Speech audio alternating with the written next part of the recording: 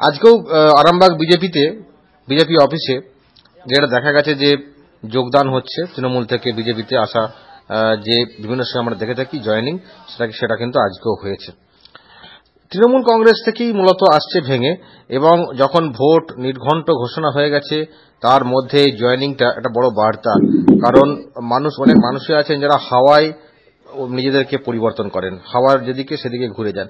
এইভাবে জয়েনিং যেভাবে হচ্ছে সেটাও কি একেবারে ভোটে প্রভাব পড়বে? আমার সঙ্গে এই মুহূর্তে ফোন লাইনে রয়েছেন আর্থিক লিপির এক্সিকিউটিভ এডিটর দেবাংশু চক্রবর্তী, তার সঙ্গে আমরা আলোচনা করব। দেবাংশু, আজকেও আমরা দেখলাম যে জয়েনিং হয়েছে খানাখোল এরিয়া থেকে।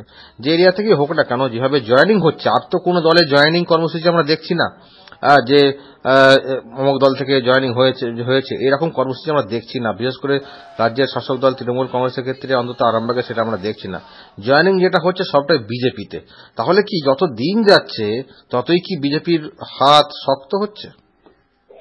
হ্যাঁ, সেটা তো একদিক দিয়ে অবশ্যই বলা যায়, কারণ বিজেপির একটা সময় তুমি জানো বছর 2-3 আগেও আরামবাগে, বিশেষ করে হুগলি জেলার মধ্যে আরামবাগ মহকুমা যদি তুমি ধরো, তাহলেও বিজেপির অস্তিত্ব সেভাবে কিন্তু টের পাওয়া যায়নি।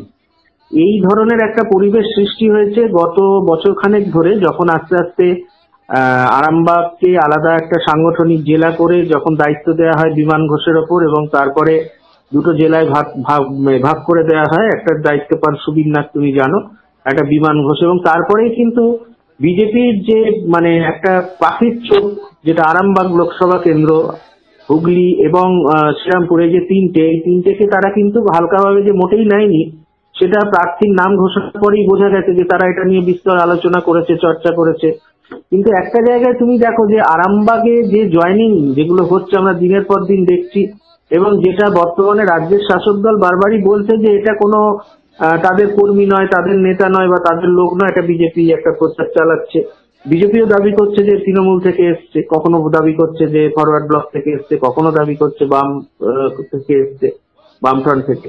কিন্তু একটা জিনিস দেখো, যে এই যে বিজেপির কার্যালয়, জেলা কার্যালয় যেটা আরামবাগে রয়েছে, এখানে কিন্তু প্রতিদিনই একটা যোগদান পর্ব, মানে দল পরিবর্তন, অর্থাৎ বিজেপির পতাকা হাতে তুলে নেওয়ার মতো ঘটনা কিন্তু প্রতিদিন ঘটছে। এই ঘটনাটা কিন্তু খুব, মানে যদি হালকাভাবে নেয় বর্তমান যে রাজ্যের শাসক দল, তাহলে মানে সেটা মোটেও কিন্তু মানে আমার মনে হয় মানে একজন সাংবাদিক হিসেবে এবং রাজনৈতিক মহলেরও তাই একই মত অনেকটা, মানে একটা বিশাল অংশের, যে খুব একটা ভালো হবে না সেটা। কারণ এইভাবে যদি যোগদান পর্ব চলতেই থাকে, তুমি যে কোনো স্তরেই বলো, তাতে করে আস্তে আস্তে পাল্লাটা একদিকে ভারী হবে।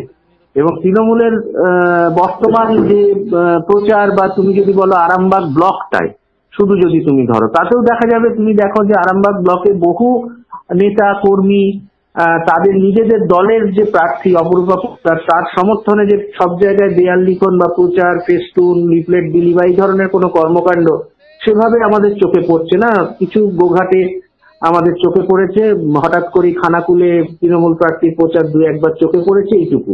তো এইগুলো কিন্তু মাথায় রাখতে হবে যে যত বেশি সংখ্যক তুমি প্রচারের আলোয় আসবে, যে প্রার্থী হোক, যতটা মিডিয়াকে তারা, মিডিয়া যাদেরকে যতটা হাইলাইট দেবে, মিডিয়ার ভূমিকা, যখন তৃণমূল কংগ্রেস ক্ষমতায় আসে তখনও মিডিয়ার ভূমিকা তুমি অস্বীকার করতে পারো না। সিঙ্গুর নন্দীগ্রাম থেকে নেতাই মিডিয়ার যে পুরো ঘটনাটা তুলে ধরেছিল, যেভাবে চারিদিকে আলোড়ন পড়ে গেছিল, সেই জন্যই কিন্তু একটা বাম বিরোধ হাওয়া, মানে অ্যান্টি এস্টাবলিশমেন্ট যে উইং, সেইটা কিন্তু ধীরে ধীরে ধীরে ধীরে ক্রমশ বামেদের একটা জায়গায় কোণঠাসা করে দিয়েছিল।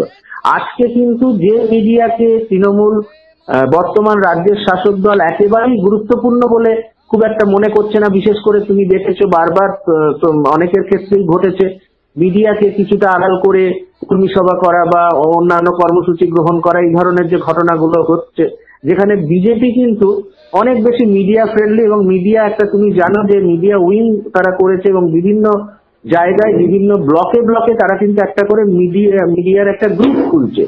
অর্থাৎ মিডিয়ার সাথে যে সংযোগ, সেটা কিন্তু বিজেপি ক্রমশ বাড়িয়ে তুলেছে, যার জন্য যেখানেই হোক, 2জন হোক, 3জন হোক, 10জন হোক, জয়েনিং হলেও কিন্তু সেই খবরটা বিভিন্ন প্রিন্ট মিডিয়া বলো, ইলেকট্রনিক মিডিয়া বলো, এগুলোতে উঠে আসছে। এতে কিন্তু বিজেপি কর্মীদের, বিজেপি কর্মী সমর্থক নেতাদের প্রত্যেকের একটা মনোবল বৃদ্ধি পাচ্ছে, এটা কিন্তু উল্লেখযোগ্য।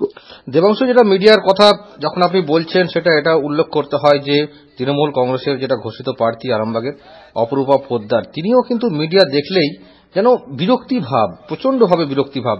বেশ কয়েকবার এরকম ঘটনা ঘটেছে, একেবারে তার সামনে থেকে ক্যামেরার মাইক যে থাকে, বুম বলি আমরা, সেটাকে একেবারে হাত দিয়ে সরিয়ে ফেলে দেওয়া, এরকম চিত্র দেখা গেছে। অপরূপা পোদ্দার তিনি কিন্তু মিডিয়ার সঙ্গে সেভাবে কোঅপারেট করছেন না। মিডিয়া মহলে অলরেডি কিন্তু একটা প্রচার শুরু হয়েছে এটা নিয়ে। এটা কেন? তার কি মনে হয়েছে যে এই সমস্ত প্রচার দরকার নেই?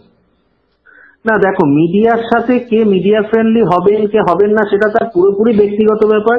তবু আমি বলবো যে আমাদের জেলা যদি তুমি ধরো, সেক্ষেত্রে তুমি নিজেও জানো রত্না দেনাক এবং কল্যাণ বন্দ্যোপাধ্যায়, যে দুজন তৃণমূল প্রার্থী এবারে টিকি দলের সিম্বলে দাঁড়াচ্ছেন, তারা কিন্তু অত্যন্ত মিডিয়া ফ্রেন্ডলি এবং মিডিয়ার সাথে প্রায় দিনই তারা সাংবাদিক বৈঠক করছেন, মিডিয়াকে তারা ইনফরমেশন দিচ্ছেন, কোথায় কোথায় প্রচার হচ্ছে সেই ইনফরমেশন তাদের কাছে দিচ্ছেন। এই যে জনসংযোগ এবং মিডিয়ার সাথে সংযোগ, এইটা কিন্তু ম্যাটার করছে আরামবাগ প্রার্থীর ক্ষেত্রে। আরামবাগ প্রার্থীর, যেটা তৃণমূলের আরামবাগ প্রার্থী অপোদ্দার, তিনি যদি আরো মানে যে মিডিয়াকে যেভাবে বিজেপির প্রার্থীরা ইউজ করছেন, সেইভাবে তিনি যদি আরো মিডিয়া ফ্রেন্ডলি হতেন, স্বাভাবিকভাবেই তিনি আরো প্রচার বেশি পেতেন, এটা তো বলার অপেক্ষা রাখে না।